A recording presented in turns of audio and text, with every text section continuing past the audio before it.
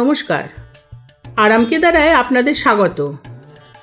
আজকের গল্প শ্রী অলোক রায় রচিত ধ্যানযোগ। গল্পটি ঘটনাটির সঙ্গে সামঞ্জস্য রেখে সাধু ভাষায় লিখিত এবং অত্যন্ত রসবোধ সম্পন্ন। আশা করি শ্রোতাদের মন জয় করবে। এখন ভাবিলে লজ্জায় মরিয়া যাই। বিবাহের প্রাক্কালে কি প্রগলভী না হইয়াছিলাম। পিতৃদেবের নিকট কখনো কাঁঠাল গাছের, কখনো বা পুষ্করিণীর পুঁটি মাছের হিসাব করিতে গিয়াছিলাম। 18 বৎসর বয়সটি তো সুবিধার নহে। উঠিতে বসিতে ললিতার মূর্তিটি কল্পনায় আপনার পার্শ্বে বসাইয়া কত কি কহিতে চাহিতাম তাহাকে, কিন্তু উপযুক্ত কথাটি খুঁজিয়া পাইতাম না। বাড়িতে মহা কাজের ধুম পড়িয়াছে। বিশেষ করিয়া আমার ছোট ভগিনীটির দেখি নাহিবার খাইবার ফুরসত নাই। তাহার দাদার বিবাহ, কোনো কাজের খুঁত থাকিলে সে কলঙ্ক যেন একা তাহার। একদা কাগজ এবং পেন্সিল লইয়া আমার ঘরে তাহার প্রবেশ ঘটিল।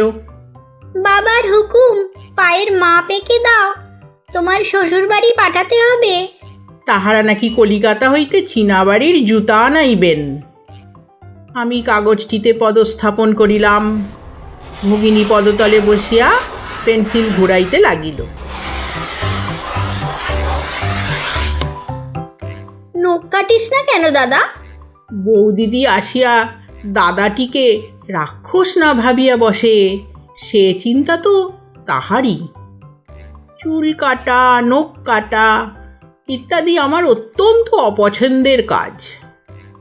দীর্ঘক্ষণ একভাবে চুপ করিয়া বসিয়া থাকিতে হয়। কত হাওয়া বহিয়া যায়, কত পাখি গাহিয়া যায়। আষাঢ়ের বাদল বাতাসে কালো মেঘগুলা কালো কেশ উড়াইয়া বালিকাদের মতো ছোটাছুটি খেলে। আমার কিছুই দেখা হয় না, আমার কিছুই শোনা হয় না। কত কিছু অজানা থাকিয়া যায়। পরামানিক শিবুদাদা আসিলে পরের রবিবার কাটিব বলিয়া দ্রুত সেই স্থান হইতে পলায়ন করি। পরের সেই রবিবার বড় সহজে আসে না। আপনার নিয়মে চুল বাড়ে, নখ বাড়ে। একদিন যখন পিতা ঠাকুর ধমক দেন, তোমার কি বাপ মরেছে? অসৌচ চলছে, চুল নখ কাটো না কেন?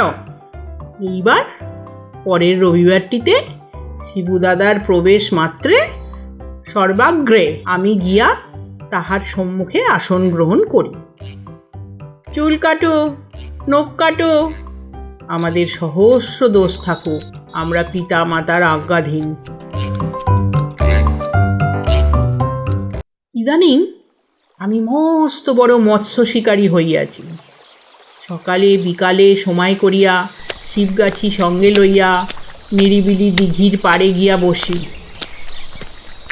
চার ছাড়াই টোপ গাঁথি। বড়শি জলে ফেলিয়া নির্বিঘ্ন হইয়া বসিয়া তাহার ধ্যান করি। অবগুণ্ঠনবতী নতনেত্র সেই মুখখানি ঘুরাইয়া ফিরাইয়া নানাভাবে কল্পনা করিয়া আমার সময় দৌড়ায়। সেই অবসরে মাছেরা বড়শির টোপ খুঁটিয়া খাইয়া যায়। ঢাকনা নড়ে, শিকারি চোখে পড়ে না। সে তখন একাকী নিভৃত কক্ষে বধূকে চিনিতেছে। তুমি কি ভালোবাসো? ধর্মসিক্তা সিন্দুর লিপ্তা উত্তর দিবে, সাপের মাথার মণি। আমি বীর বেশে তৎক্ষণাৎ সুবৃহৎ যষ্টি লইয়া বাহির হইব। অনুচরেরা নাগ বংশ উজাড় করিয়া আমার সম্মুখে কেউটে, কোকড়ো, শঙ্খচূড় প্রভৃতি ধরিয়া আনিবে। সেই অগণিত সর্প মধ্যে আমি অনুসন্ধান করিব মণিযুক্ত সর্পটি কোথায়। আকাশবাণী হইবে, তপস্যা ব্যতীত সর্পমণি প্রাপ্য নহে। তপস্যাই করিব, বুঝিয়াছি। সর্পমণি হোক বা 14 বর্ষিয়ার পিচ্ছিল মন, তপস্যা ছাড়া কিছুই মিলে না।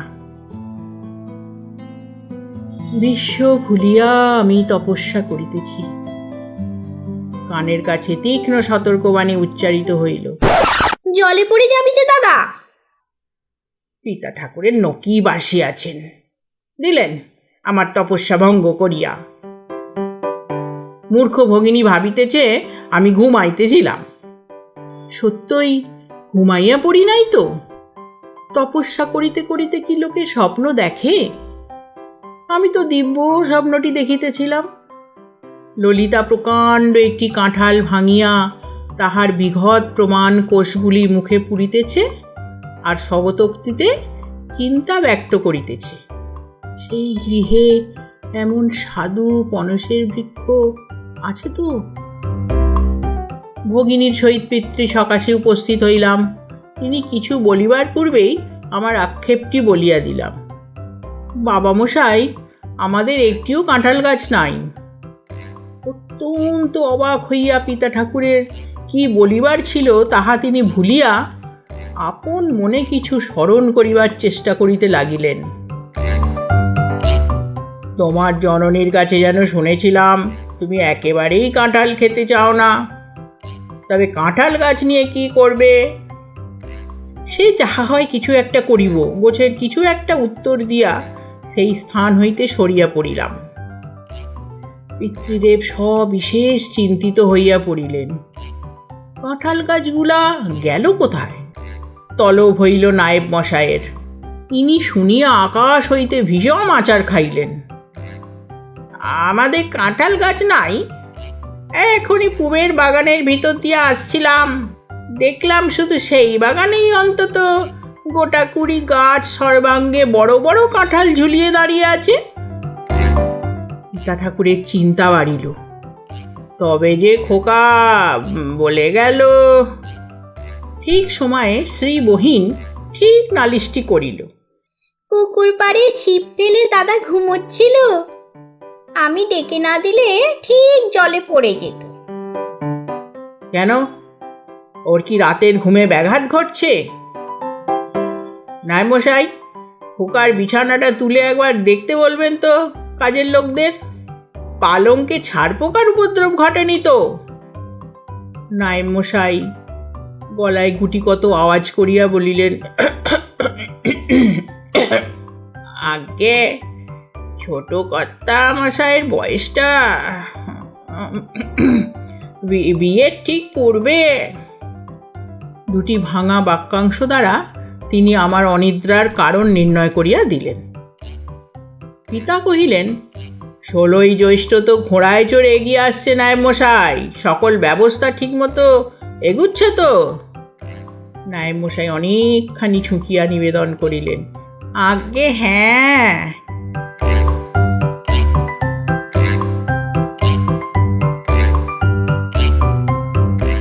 16ই জ্যৈষ্ঠ কাহারও নিকট ঘোড়ায় চড়িয়া আসিয়া পড়িল বলিয়া আবার কাহারও নিকট কাছিমের পিঠে সওয়ার হইয়া আসিতেই চাহিতেছে না। প্রায় দেখা যায় না এমন দূরত্বে যেন সেই 16ই জ্যৈষ্ঠের অবস্থান। আচ্ছা, সেও কি দিনে 2-4 বার পঞ্জিকা খুলিয়া 16ই জ্যৈষ্ঠের খবর লইতেছে, নাকি কেবলই সকাল বিকাল কাঁঠাল খাইতেছে? সেদিন আমার পুকুর ঘাটের তপস্যায় ছিপ ফেলার ধ্যানে দেখিলাম ললিতা একটি শরতের পুঞ্জিত মেঘতুল্য শ্বেত শুভ্র কাবুলি বিড়াল প্ররে লইয়া তাহাকে পুণ্টিকা মৎস্য খাওয়াইতেছে। আমার একটি আশু অনুমতির প্রয়োজন হইল। এই সময় পিতৃদেব অবশ্যই কাছারি ঘরে বসিয়া হিসাব দেখিতেছেন। আমি দৌড়াইয়া সেখানে প্রবেশ করিয়া হাঁপাইতে হাঁপাইতে বলিয়া দিলাম, বাবা মশাই, আমি বিড়াল পুষব। পিতৃদেব খাতা হইতে মুখ না তুলিয়া কহিলেন, কে নিষেধ করেছে? আমি একরোকা হইয়া বলিলাম, নানা বর্ণের অনেকগুলি পুষ্প।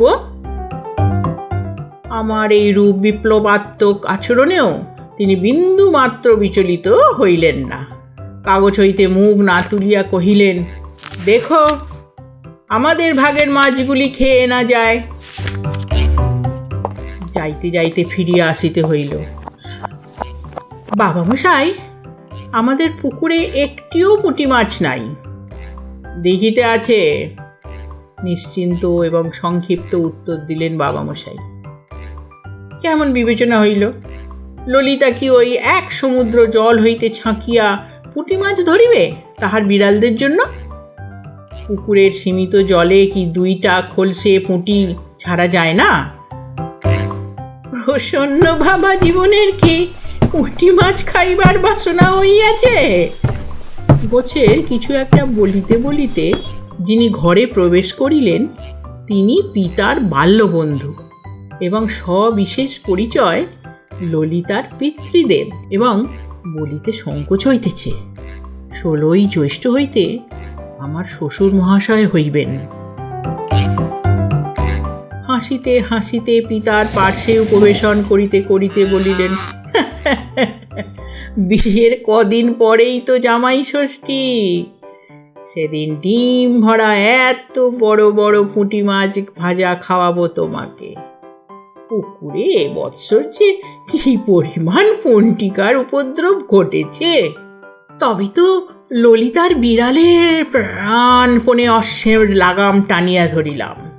তবু যাহা প্রকাশ হইবার তাহা প্রকাশ হইয়া গেল। 2 বন্ধু আমার দিকে বিস্ময় আপ্লুত দৃষ্টিতে চাহিলেন।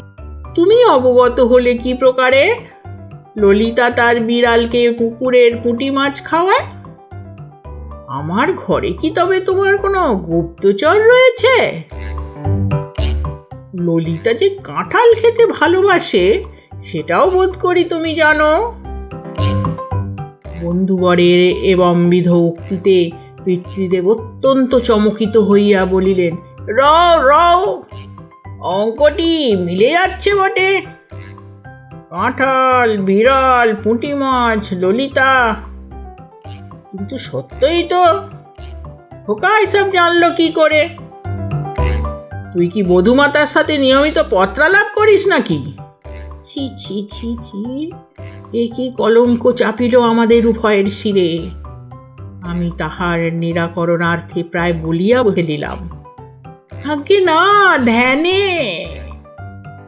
উভয়ে বন্ধুর মুখ দেখিয়া বুঝিলাম কি কষ্টে তাহারা হাস্য সম্বরণ করিতেছেন। নমস্কার।